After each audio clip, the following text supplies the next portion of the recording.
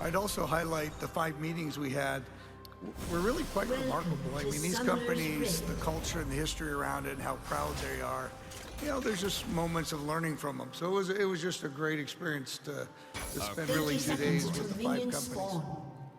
And an issue that we intended to be 56 billion of yen that we were issuing and selling turned out to be 164.4 or something like that. Everything's worked so well, and Charlie says it. Time to make a stand. It doesn't move 500 billion of net worth that much. We'll keep adding over years to Berkshire's value with very widespread, probably 400 or 500 million dollars a year. And we'll just keep looking for more opportunities. And Japan, Berkshire is the largest borrower outside of corporate borrower outside of Japan that exists. And we didn't set out to be that, but it's turned out that way, and we're not done. I mean, in terms of what may come along there, and we have some direct operations there, as I mentioned. And we've got some really wonderful partners working for us, and I don't have to do anything. Okay, Becky. The next question comes from Ellie Amini Tibet, who asks, during an episode of Investing the Templeton Way podcast, Professor Damodaran, who he respects almost as much as Warren and Charlie, mentioned that he is not comfortable with positions becoming a large part of his portfolio.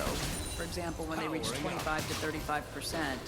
He mentioned that Apple is now 35% of Berkshire's portfolio and thinks that is near a danger zone. Wonders if Warren and Charlie can comment. I'd like to make one comment first, but Charlie will come up with... I think you thought it was coming. Yeah, I knew that was coming. But Apple is not 35% of Berkshire's portfolio. Berkshire's portfolio includes the railroad, the energy business, Granules, you name it, See's Candy. They're all businesses. And, the good thing about Apple is that we can go up. They buy in their stock, and instead of owning 5.6%, they got about 15 billion, 700 and some million shares outstanding. They get down to 15.25 billion without us doing anything. We got 6%. So we can't own more than 100% of the BNSF. We can't own more than 100% of Granules or See's Candy. And it'd be nice if we could own 200%, but it's doable. But they're all the same. They're good businesses. And to think that our criteria for Apple is different than the other businesses we own. It just happens to be a better business than any we own. And we put a fair amount of money in it, but we haven't got more money in it than we've got in the railroad. And Apple is a better business. Our railroad is a very good business. It's not remotely as good as Apple's business. Apple, has a position with consumers where they're paying, whatever it may be, for a phone. And these same people pay $35,000 for having a second car. And if they had to give up a second car or give up their iPhone, they give up their second car. I mean, it's an extraordinary product. We don't have anything like that we own 100% of. But we're very, very, very happy to have 5.6 or whatever it may be percent. It's like adding $100 million to our earnings, our share of the earnings. And they use the earnings to buy out our partners, which we're glad to see them sell out too. Index funds have to sell out because they bring the number of shares down. And, we went up slightly last year, and I made a mistake a couple of years ago. I sold some shares. I had certain reasons why gains were useful to me from a tax standpoint. Having heard me say that, it was a dumb decision.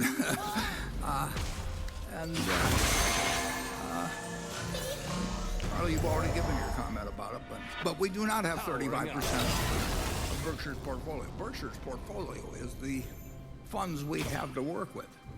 And we want to own good businesses, and we also want to have plenty of liquidity. And beyond that, the sky's the limit, or our mistakes, who knows what the bottom is. Charlie, you want to add anything to your earlier comment? Well, I think one of the inane things that's taught in modern university education is that a vast diversification is absolutely mandatory in investing in common stock. That is an insane idea. It's not that easy to have a vast plethora of good opportunities that are easily identified. And if you've only got 3, I'd rather be in my best ideas instead of my worst. Pave the way. And now, some people can't tell their best ideas from their worst. And in the act of deciding that an investment already is good, they get to thinking it's better than it is. I think we make fewer mistakes like that than other people. And that is a blessing to us. We're not so smart, but we kind of know where the edge of our smartness is. That is a very important part of practical intelligence. And a lot of people who are geniuses on IQ tests think they're a lot smarter than they are. And what they are is dangerous. But if you know the edge of your own abilities pretty well, ignore what I call diversification of portfolio. Cannon engaged. Okay.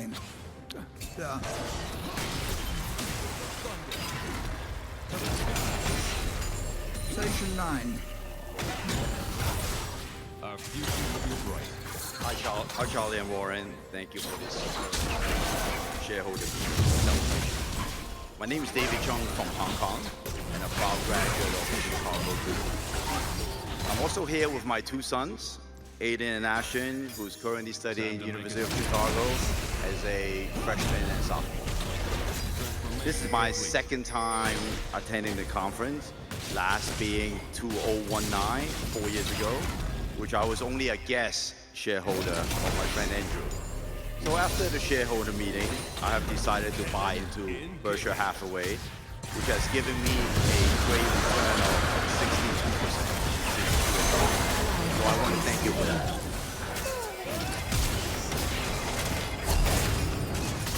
I have also taken one of your advice to give my children a share for each of their birthdays. Although they want a Berkshire Hathaway A shares, they will do just fine with B shares. My question is, how do you see the current US-China internet companies' valuation and the price disparity? Given there has been many uncertainties such as geopolitical tensions, significant cost optimization within a US tech firm, while China tech has been through all that already. Thank you. Transformation complete. Well, Eyes on the horizon. there's been some tension in the economic relationship of the United States and China. I think that tension has been wrongly created on both sides. I think we're equally guilty of being stupid. Face the future. There's one thing we should do, it's get along with China. And we should have a lot of free trade with China in our mutual interest. And I can't imagine. Powering up. It's just so obvious. There's so much safety and so much creativity that's possible. Think of what Apple has done by engaging in a partnership with China as a big supplier. It's been good for Apple and good for China. That's the kind of business we have to do with China. And more of it. And with everything that increases the tension between the 2 companies. stupid. Or be stopped on each side. And each side ought to respond to the other side's stupidity with reciprocal kindness. That's Never my look back. view. It creates one enormous problem, of course, which is that you have the two superpowers of the world, and they know they have to get along with each other. Either one can destroy the other. And they're going to be competitive with each other. An enemy has been slain. But part of it is trying, always in a game like that, is trying to judge how far you can push the other guy without them reacting wrong. And, if either side is a bully in some ways, they can get away with it to an extent because the alternative would drive them both into destruction. But if they push it too far, they increase the probability that something really does go wrong. So it's one of those game theory dilemmas. But you really need Bring down the leader of both countries, and you need the populace to understand at least the general situation in which these countries are going to operate over the next century. And know that some leader that promises too much gets you in a hell of a lot of trouble. And that you've got one kind of a system that gets this leader one way, and you got another system that gets this leader another way. And keeping either side from trying to play the game too hard, and thinking the other side will go along.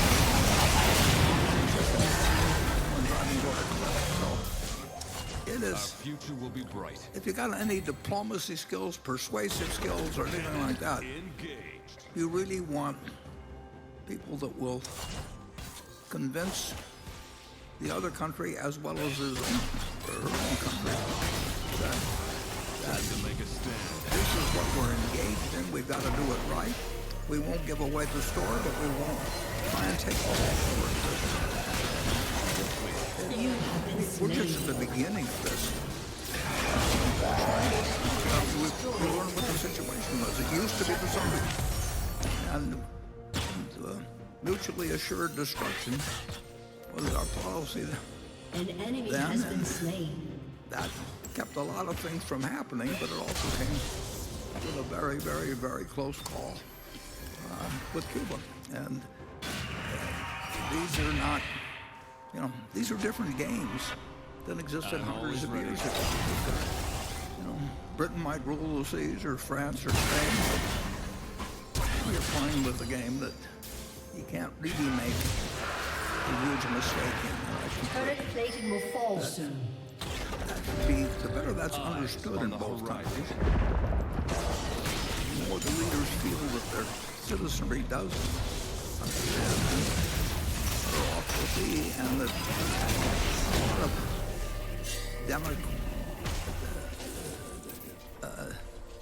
Powering up. demography, a lot of inflammatory speaking, but a lot of authoritarian action. I mean, it all carries its dangers, and the world was coming through years post-1945 with a lot of close calls in the nuclear arena. And now we've got soccer and a whole bunch of other things. We've got more tools of destruction Transformation than the world's ever had. without fear. And An enemy has been slain. it's imperative that China and the United States understand that we can't push too hard. But both places are going to be competitive, and both can prosper. That's what really is.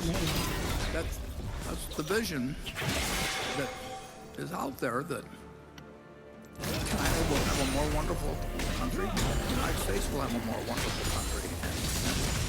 And the two are not just compatible, they're almost I will light imperative. our path. Your team has destroyed a turret. What's going to happen in the next 100 years or so. And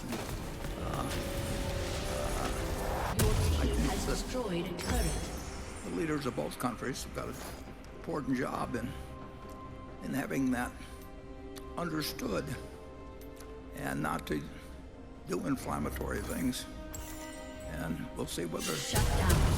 the luck that has taken us from 1945 to present holds out, and I think we can affect some extent that luck. Remember that jury message we won't move to Becky. This question comes from Rohit Bellany. Berkshire bought a substantial position in Taiwan Semiconductor, and contrary to its normal holding timeline, sold almost the entire position within a few short months. While you cited in the CNBC interview that geopolitical issues were the catalyst, these issues were seemingly no different when you acquired that stock.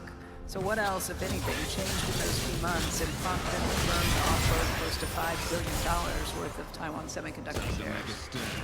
Taiwan Semiconductor is one of the best Information complete. managed companies and important companies in the world. And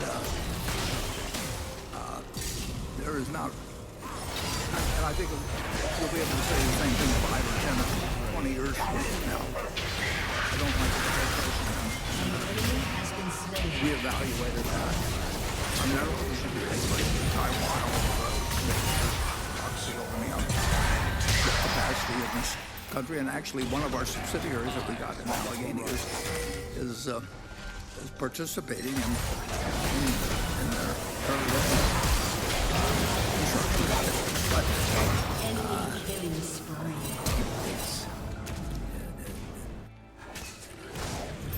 it's a question of we would rather have the same kind of company, and there's nobody in the chip company, there's nobody in the chip industry that's in their league in our bit, at least in my view. The man that connected with us, that I think I played bridge with him, and in Albuquerque.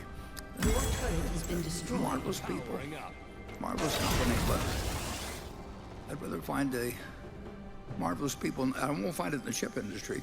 But marvelous people and marvelous competitive position and everything. I'd rather find An it in the enemy United has been States. slain.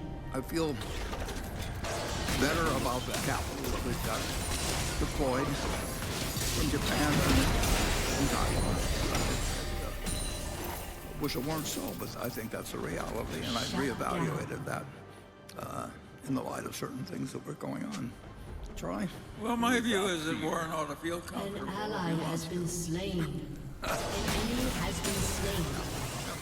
Put that in the minutes. Okay, Station 10. First of all, thank you for making our lives better. My name is Bogumil Baranowski. I'm a founding partner of Sika's Associates in New York. We manage multi-generational family fortunes, hence my question. Mr. Buffett, in 1976, in your tribute to Benjamin Graham, you wrote, Walter Lippmann spoke of men who plant trees that other men will sit under. Ben Graham is such a man. You're both such people. Could you share with us your 100-year vision for Berkshire? It's a question to you both. Yeah, I would like to add one thing about Ben Graham. Ben Graham did all kinds of things for me, and he never expected one thing in return. I mean, just, you name it, and he did it, and there wasn't any hidden, there's a hint, I should say, of anything he expected in return. And I checked. Well, he wrote a book in 1949 that, in a sense, said to me in very persuasive terms Your team what has I've been destroyed a turret. spending the previous Our future will be bright. 8 or 9 years working at and loving was all wrong. That book has been, I check it every now and then on Amazon for where it ranks. Amazon Amazon ranks hundreds and hundreds and hundreds of thousands of books for sale. And Ben Graham's book has been up there like number 300 or 350 or something like that. Forever. And there's a book like I wrote Harper Columns and wrote up the other day. They're bringing out another edition. And I asked them how many copies have been sold, and they said the records didn't go back far enough, but they had 7.3 million copies of this little book that changed my life. Time to make a stand. And continues to outsell every investment book. Investment books come along, and you know they're number 400 or 1,000 or something for a while, and then all of a sudden they're number 25,000 or 200,000. And this book, you know, in how many areas can you find any book that has had that sustained position? You can't go back up to number 1 in 1950 or number 2 or number 3.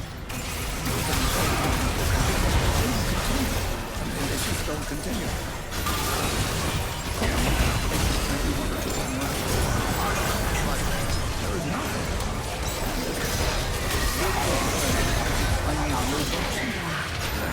Things, but they aren't saying anything that's as important as what he said in 1949. This relatively thin little book. So, you know, our vision for Berkshire is exactly what we said today. We want it to be a company that Never look back. is owned by its shareholders and behaves in a way that society is happy that it exists. And we will have unlimited capital. We'll get lots of talent. And we've got a base that can't be beat. And there's no reason why it can't be perpetuated, just like Ben's book, and maybe be an example to other people. And if so, we'll be very happy. Charlie? Yeah, one of the really interesting things about him, he was a really gifted teacher, a very honorable professor, and that is what has lasted. However, an interesting fact that he was sheepish about in his old age was more than half of all the investment returns that Ben made in his whole life came from one stock, one growth stock, Geico.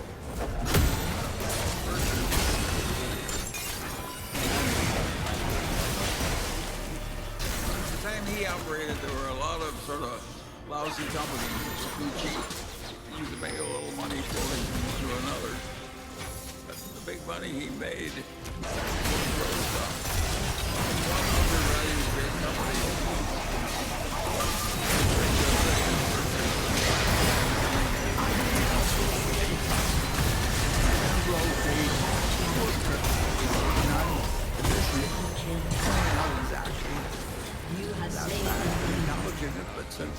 But also took some good lessons from it. You know, that's what life is. You prepare and you don't lose everything along the way, and then something comes along. And Geico came along because Time to a make a banker in stand. Fort Worth that had financed Leo Davidson. The bank got 3/4 of it, and I don't mean Leo Davidson, Leo Goodwin, who founded Geico, then called Government Employees Insurance Company, and the deal almost fell apart. I remember maybe $1.5 million or something like that. And it almost fell apart because of the difference of $25,000 in the net worth delivered. This is a business that's, you know, with tens of billions. I mean, but he pointed out the irony in that too. I mean, he was honest about. He was totally intellectually honest about the failings and also the strengths of his approach, and that to some extent, you know, Charlie and I have seen that in our lives.